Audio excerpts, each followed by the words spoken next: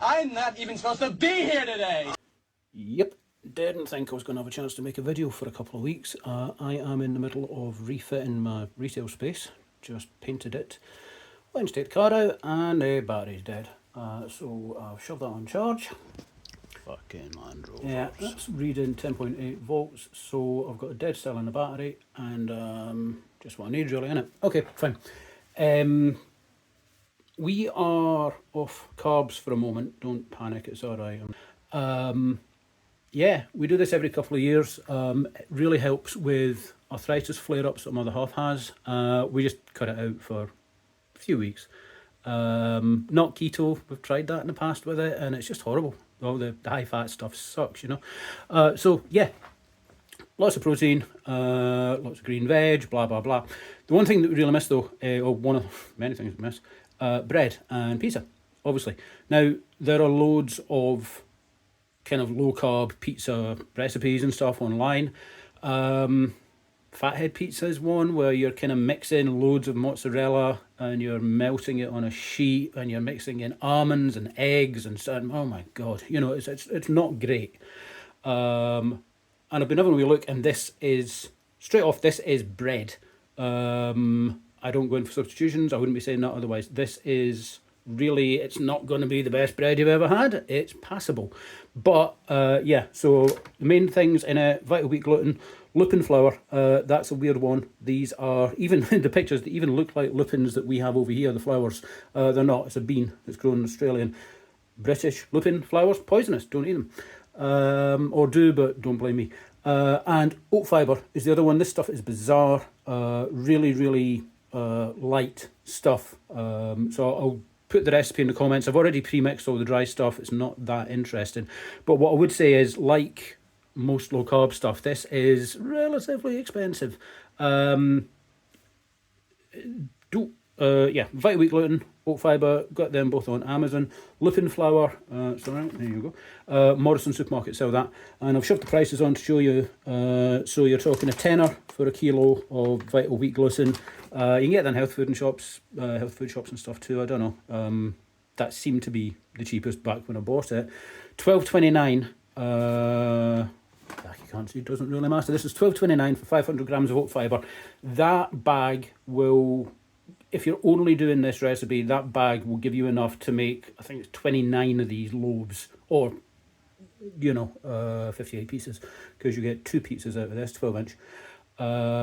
Yeah, your lupin flour, again, £3.20, so you're going to get a fair few out of that. I think 6, yeah, you get 6 batches out of that. This is the expensive one, the vital wheat gluten. I think with this, there's enough there. What is that? That's a kilo. So where are we? Quick math. 6 of them. 6 of them. 5 of them. So yeah, okay. So you're talking £2 a batch with that, and then it's going to be just over £3 just for these. Then I've got things like honey, eggs, yeast, blah blah blah. So yeah, do be aware. It is quite expensive. But you know, if it's a choice between not having bread or having bread, you know, it's okay. Yeah, so this is the stuff the vegans use for wheat gluten. They call it seitan or seitan or whatever. It's, I think it says on it, does it? Wheat endorsement, I don't know. I don't know, I've had to Google it. Basically, it's flour, they add water to it, they mix it, activate the gluten, then they dehydrate that, and you get this. So yeah, it's got awful lot of protein, a little bit of fibre, and not much carbs, so it's quite useful if you're on a low carb thing. What I said about those, oat fibre, like I say, really weird, does kind of remind me of some kind of cavity insulation or something, but again, it's basically just fibre from oats. What do you want? Right, and I'm going to start blooming the yeast. This recipe also is backwards. I found a few of these, can't give you a source for it. There are a bunch of kind of ultimate keto breads and things online. This is kind of me playing around with those a wee bit. Yeah, it's made backwards. I don't know. I haven't tried it, making it the normal way, but basically the recipes all say, bloom your yeast, yada yada, put the dry stuff into the wet, which is anathema, but whatever, you know, it does work. It makes a really weird kind of, it's almost a cake batter to begin with, and then it will come together into more or less a dough. Yeah, so I'm going to get on with that. Right. Okay, so that's 230 ml-ish of water that I nuked for a minute just to get it up to about blood temperature. And that is a teaspoon of honey. Doesn't have to be honey, I don't think. It's just something to feed the yeast while it blooms, you know. And that's 1 sachet of instant yeast. The recipe, or most of the recipes I found, are American, so they're all using cups. And I've just converted them because cups suck. Yeah, so I'm gonna give that a quick mix.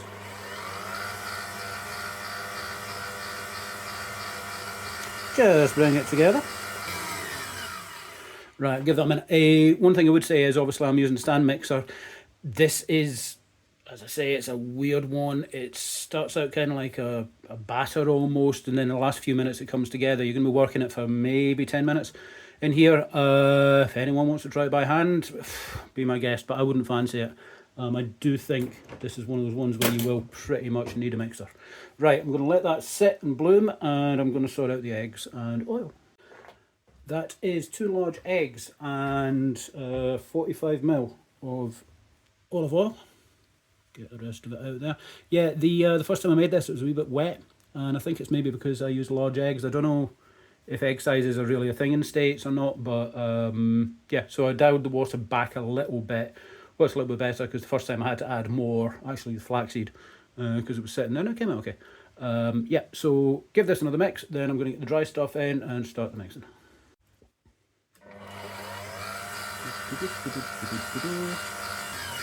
That'll do. Okay, and this is where this goes everywhere because I'm reaching around the tripod. What I might do actually is just do that out. There we go. Cool. Yeah, so very briefly, that was 175 vital wheat gluten, 60, I think it was, yeah, 60 grams lupin flour, 17 oat, I mean, that's the thing, the oat fibre is so light, came out at 17 grams, but whatever. 3 teaspoons of, or tablespoons, sorry, of a sweetener, teaspoon of salt. There's half a teaspoon of xanthan gum in here now, that's a stabiliser. I'm not convinced it's doing anything, but I'm using it because I've got it and because it was in the recipes. Yeah, maybe just leave it out next time, I don't know. And that is kind of it. Get the rest of that in. That's incredibly awkward. Come on. Cool, that's us. This is going to be mixing for about 10 minutes. With a bit of luck, it'll come together. Yeah, just to show you, that's 5 minutes in. And it is... yeah, it's really, it's not really like a dough yet, you know. It's very, very, very wet. I haven't had to scrape down the bowl this time. Sometimes you do. But bear with it. Give it, like I say, that's 5 minutes. With a bit of luck, another 3-4 minutes, it will come together and you'll get something that you can work with. I know it totally doesn't look like bread, but it does come out well.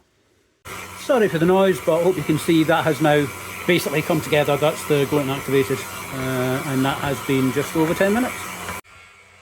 Yeah, not that warm in here, so gonna prove it in the Ninja as usual. Right, just shove that on the scales. You can't see that, it doesn't really matter. 1193. My bowl's 520, so 673. I'm gonna divide this into 2. Right, proven. Listen, the recipes again are weird. There's one recipe where you're making this into a loaf, and it says to put this into a loaf tin and stick it in a cold oven for 40 minutes to let it prove. And I'm like, okay, I don't know if that's going to do much. I've been doing it in the warm. Going to use the Ninja as usual. I'm going to let this go for about 90 minutes. I'm not convinced much happens after an hour, to be honest with you, but it's what I've done the last couple of times and it's worked. Right, so it's a pretty sticky dough. I've put a wee bit of oil just in the bottom of the pot.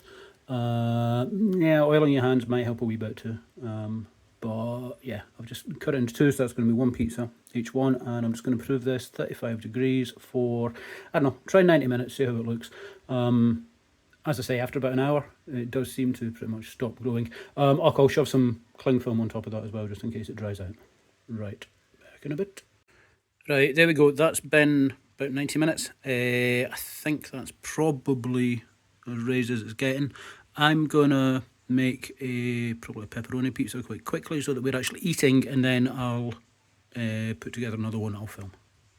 Actually, I'll just tell you now in case the other one fails. Yeah, I'm going to give this about 15 minutes, 200 fan. Should do it if you're making a loaf.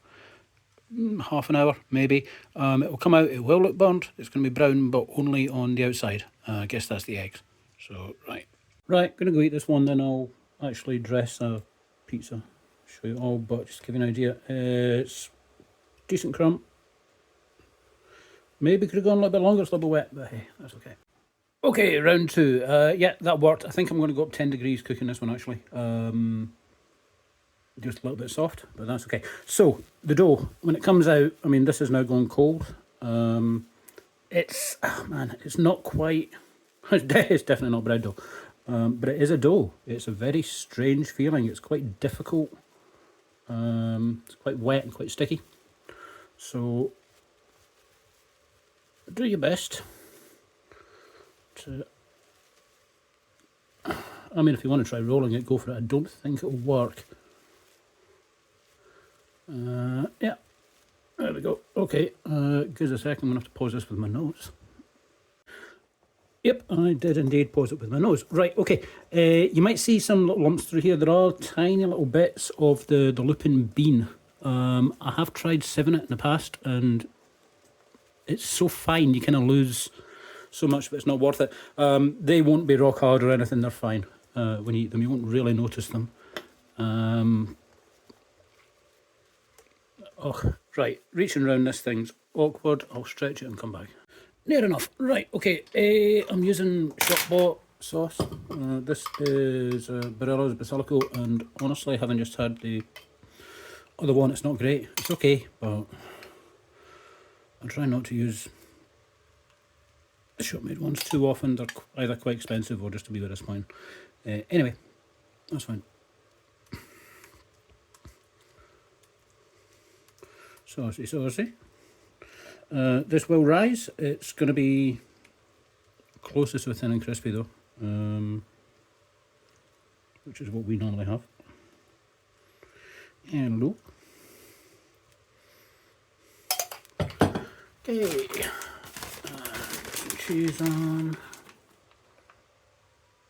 Obviously, if you're doing keto, you're going to have to think about your carbs and your sauce, and your carbs and your potentially in your cheese, and blah blah blah blah blah. Losing the will to live while you do it, but you know, hey. Cool. Right, I have some smoked lamb shoulder I made a couple weeks ago.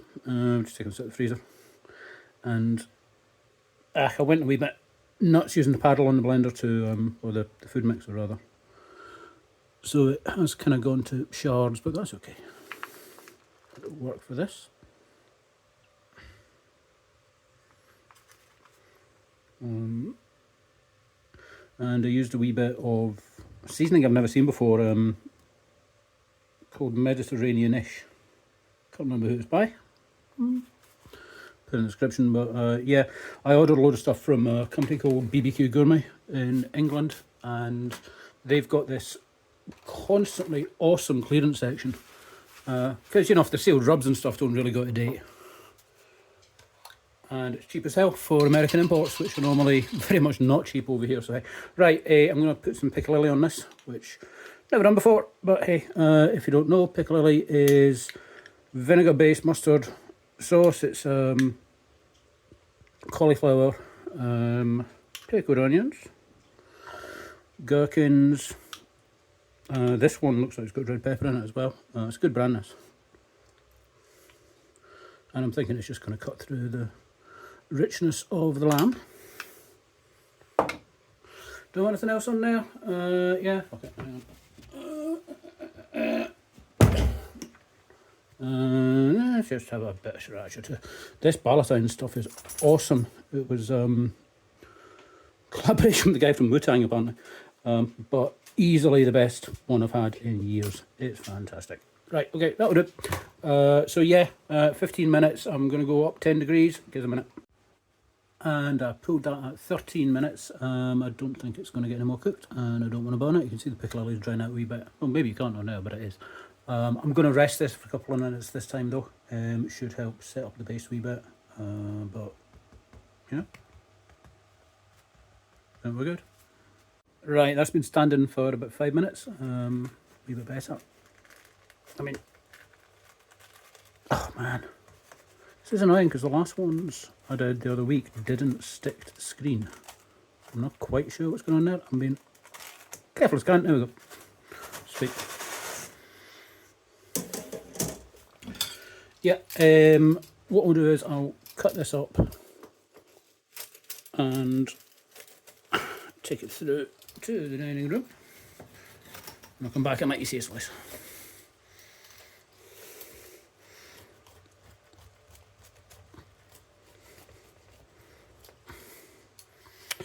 Oh, for fuck. Right, I'm not even going to try. Right, there you go. There's my big dumb face. Just trying to show you the structure of this a wee bit. Yep, does rise like a fairly tight bread. This one's come out okay. It is a bit floppy. There's a lot of toppings on there, but it's cooked. It's cooked, and yeah, make it. I mean, 26 grams of carb for an entire loaf. If you're just making this recipe and then baking it as a loaf, obviously 13 each. That's only using the brands I've put up there. That was why I showed you the brands. But seriously, if you're doing low carb, you've been trying all of the kind of pre-made things, none of them are very good. Certainly the ones we can get in the UK, they all kind of suck.